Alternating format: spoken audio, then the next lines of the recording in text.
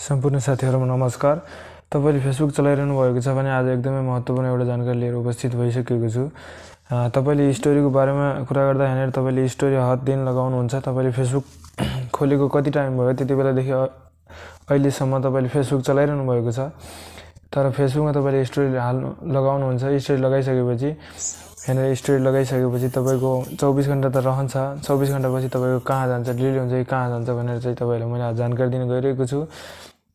तपाईले फेसबुक खोलेदेखि आजसम्मको जति पनि तपाईले स्टोरी हाल्नु भएको छ त्यो भिडियोहरु कहाँ छ र तपाईले कसरी डाउनलोड गर्न सक्नुहुनेछ भनेर मैले तपाईलाई सिकाउन गइरहेको छु। यदि यो सम्बन्धी तपाईले जान्न चाहनुहुन्छ भने भिडियो अन्तिमसम्म हेरिदिनु होला। भिडियो राम्रो लाग्यो भने लाइक गरिदिनु होला। यदि मसँग नयाँ हुनुहुन्छ भने तपाईले मेरो च्यानललाई सब्स्क्राइब गरिदिनु होला ताकि मैले यस्तै खालका जानकारीमूलक भिडियोहरु ल्याइराख्ने छु। ल अब रागौं भिडियो सुरु गर्नतर्फ। तपाईले यहाँ फेसबुक खोलिसकेपछि यहाँ देख्न सक्नुहुनेछ यता साइडमा तीनवटा धर्का देख्नु भएको छ। यसमा चाहिँ क्लिक गर्नु होला। यसमा क्लिक गरिसकेपछि आफ्नो प्रोफाइल यहाँ देख्नु भएको छ। आफ्नो प्रोफाइल रहेको छ। मेरो चाहिँ प्रोफाइल रहेको छ। यसमा चाहिँ तपाईले क्लिक गर्नु होला।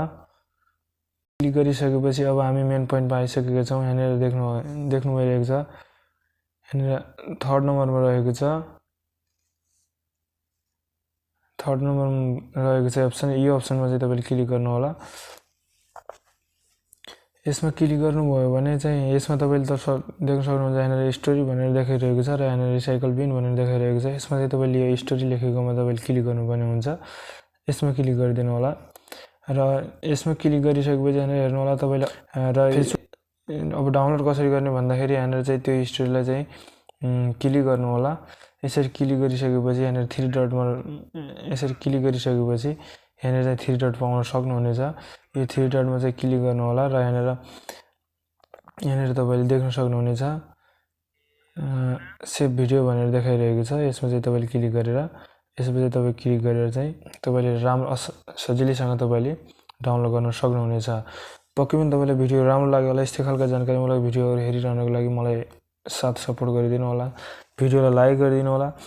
च्यानललाई सब्स्क्राइब गरिदिनु होला। छेउमा रहेको बेल आइकनलाई दबाइदिनु होला भन्दै बिदा हुन चाहन्छु। हस्त धन्यवाद। नमस्कार।